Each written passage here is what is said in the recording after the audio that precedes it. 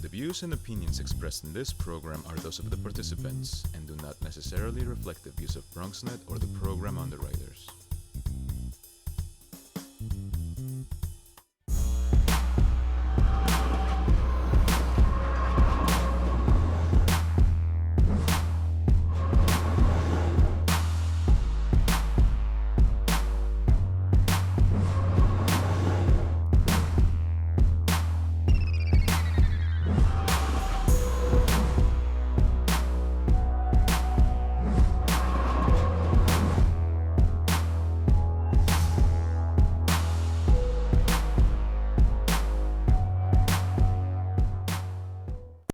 Hello and welcome to Open 2.0. I'm your host Alyssa Colon and we've got a great show for you today. Today's segment focuses on the creation of resumes. To help us unpack this topic is a resume tailor himself, Errol Olson. Errol works for the student and the community to help build resumes and get people's careers started on the right page. Hello and welcome. Thank you so much. Hi. Happy to be here. So I want to ask some stuff about yourself. So Sure. Are you from the Bronx? I'm from the Bronx. I'm born and raised out of Co-op City is where I was born. Oh, Yeah, on the north side of the Bronx. Okay. What was it like growing up in your community? Oh man, so in our community there's tons of opportunities, there's vibrancy, there's culture, all that, and it's fun, Yeah. But there's also real challenges, that we all face. So I embrace the spirit of, look at the opportunities and not the obstacles. So that's what keeps me going, that's what got me through. Oh, nice. So how and why did you become the resume tailor? All right, so funny story, resume tailoring happened a couple of years ago, right? So I was really good at editing the resumes for my friends and myself, and I started to notice I had almost like a natural gift at it, and I kept working at it. And so we're in the spirit of just folks becoming entrepreneurs and taking chances on new businesses, and I thought, you know what, why don't I take all the money my friends have paid me to do their resumes and then open up a business. And so I started resume editing from then on and finding ways that in every single resume, every single person I work with, celebrating their best gifts, getting them to shine from it and taking away that scary factor that comes with resumes.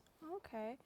And I want to ask you, why is resume tailoring important to you? Yeah, sure. It's important because, growing up, and going into the career industry, it's intimidating, you have to put your information on this document in a certain way, and it could feel really overwhelming. And, sometimes, you have friends helping you or different people helping you get too many opinions on one little document. So I wanted to find a way that, like I was saying before, to celebrate people's gifts. I wanted to find a way to amplify like your skills and make you shine so that you get the job, right? And so that when you come into the interview, you're not afraid of them, you're not afraid of the experience, you feel confident and you feel inspired to talk about your career history, your skills, and everything you have to offer that company. Yeah.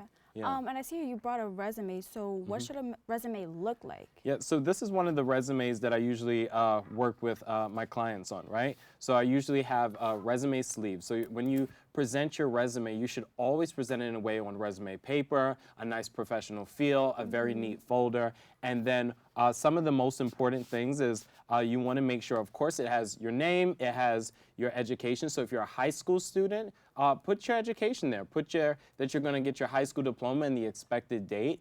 And then you have to put the skills that shine, the skills that are most important.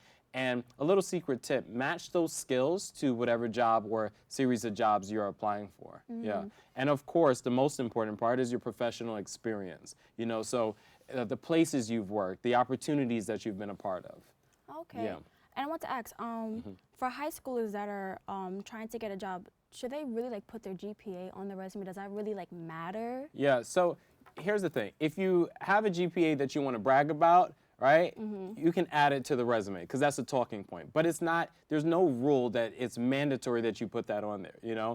I would say that for a high school student seeking, to leverage or shine a light on things that they were good at in high school, put some of the clubs that you were part of, Yeah. Put some of the opportunities, maybe some of the awards that you won, Even the award of punctuality is good because it means that you came on time to school. So if I'm a recruiter, I'm a former recruiter, right? And I'm looking at your resume and I see that you got an award for being punctual, I'm going to look and say, oh, this person's going to arrive to work on time. Yeah. I want this person over that person. So things like that help. So I also want to ask, what are some things you consider improper or wrong on a resume? Yeah. I think some of the things that we have to steer clear of is that objective section, right? Or that intro section where it says, I'm a professional seeking to XYZ. Put that stuff on your cover letter. Yeah. Don't worry about that because sometimes you're trying to find the perfect wording, all that stuff. So I think you want to avoid things like that, right? And then you want to avoid having an unprofessional email. Right? So emails are free to create these days. So if you have an email that is probably not the most professional, if you need feedback, ask one of a teacher or somebody that's older that's looking at it, and you want probably your first name dot last name at whether Gmail or Yahoo, whatever account, but you want a professional look on your entire resume. Yeah. Okay, thank you. Yeah.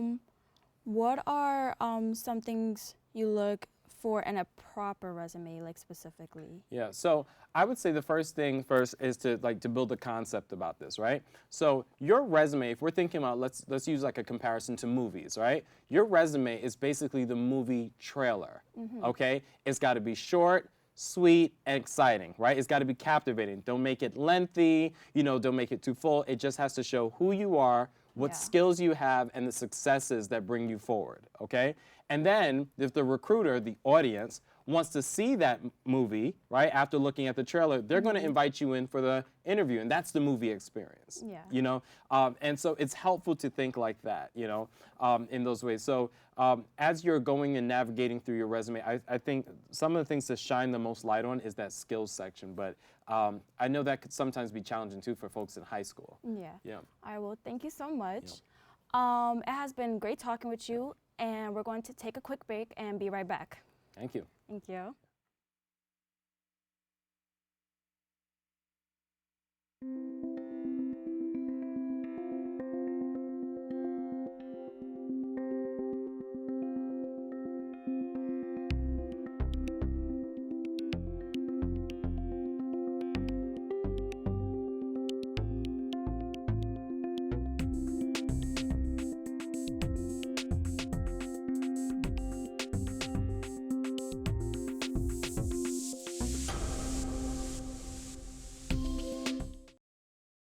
Welcome back to Open 2.0, and we're here with our guest, the Resume Tailor, continuing our discussion on resumes.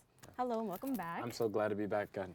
So I want to ask you, so for some high schoolers, they say that they usually don't have any experience, so what should they put on their resume? Oh man, I remember when I was in high school, that there's times when you're so busy just working on your coursework that you don't, have that experience like a lot of folks face. So right now in my work with high school students, that question comes up a ton of times. And I say this, right? If you don't have any work experience, start looking at internships that you might have done. If you haven't done any internships, which is probably possible, you want to start looking at volunteer experience, right? So did you volunteer for a community organization? Did you come in for a day to help your parent or guardian out at work, Or maybe it's a religious institution. Maybe you volunteered there. All of that experience in those areas, it counts, Yeah. And if the event that someone, and I had someone tell me this earlier this week, well, I didn't volunteer. I never volunteered. I never interned. I never did professional experience. So what could I put? Well, all is not lost. You want to start writing just short blurbs about your skills, which you were probably projects you worked on in school that shows your leadership, that shows how you manage different functions or different, classes, things that you excelled at. So you want to start listing that. Whoever is your future employer, they can tell right off the bat that you're young, you're coming in with little or no experience, but they want to see that you take the job, the potential job seriously, and they want to see that you find a way to celebrate your gifts. Okay. Should you put that you speak like multiple languages in your resume? Like, does that really matter? That's an excellent question, right? If you speak more than one language, absolutely put that, right? Especially coming out of New York City, right? We're one of the most diverse states, and we have folks with multiple languages. So if I'm a recruiter and I'm looking and I'm trying to choose between candidates and both resumes seem alike, but one resume says on it, I speak this language and that language, or I can write in this language, I'm going to choose that candidate because that means any customers I have that come in, I can depend on you to, meet with them. So that's a skill. And just to throw in another one, I know that Instagram is huge for folks. And right now it's like, if you think like, you put up really good posts and you have a really big following, that's also a skill too, right? Social media marketing, right? I think that a lot of youth have to look into that because right now a lot of businesses are on Instagram. And if I'm a business and I'm looking to use Instagram, but maybe I'm not as comfortable with it, if you have that as a skill set, social media skills, I'm going to hire you, right? Because you can help leverage and lift my company. You get the social media world more than me, so I'd hire you. The youth should like take advantage of that because that's like what we're always doing, what we're always on. So we're always on our phones. Yeah.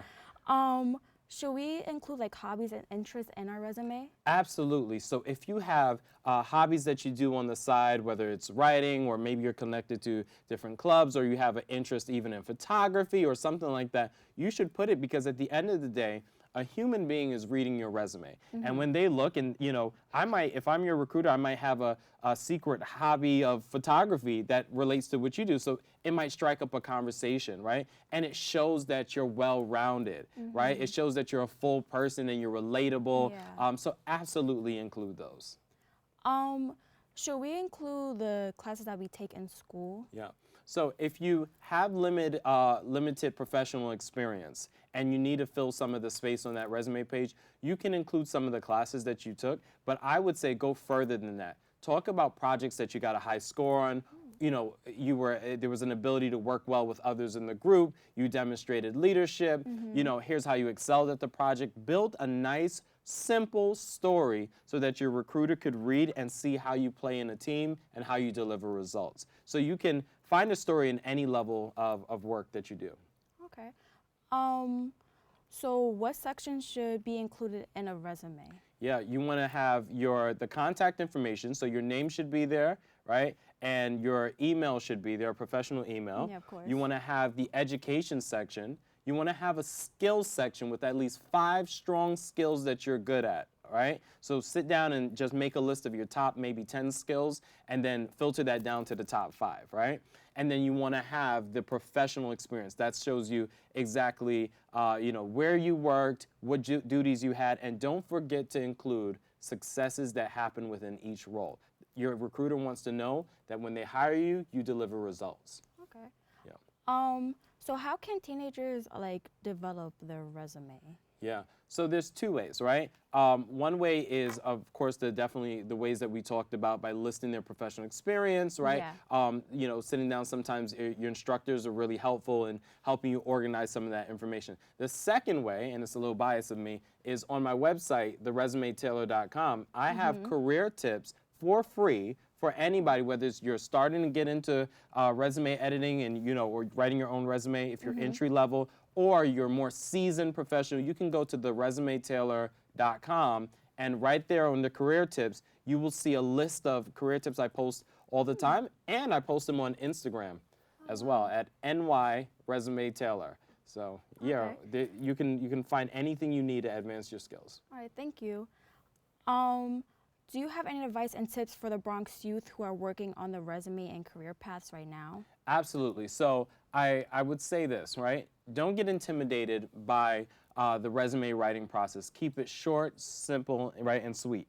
And everything that you list, for every job that you have, you want to make sure you list 3 things you were responsible for, 3 bullet points. And then on the 4th bullet point, you want to list something you were successful in.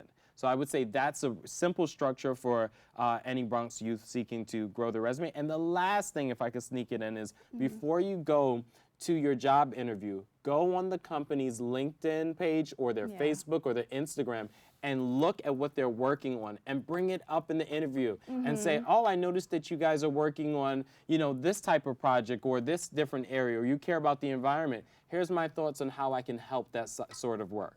That's going to bring you to the next level. All right, well, thank you so much for being on the problem. show. Thank you. you. So unfortunately, that's all the time that we have for today's show. We'd like to thank our guest, the Resume Tailor, Errol, for joining us and for you tuning in. Hope you enjoy the show and catch us next time on Open 2.0.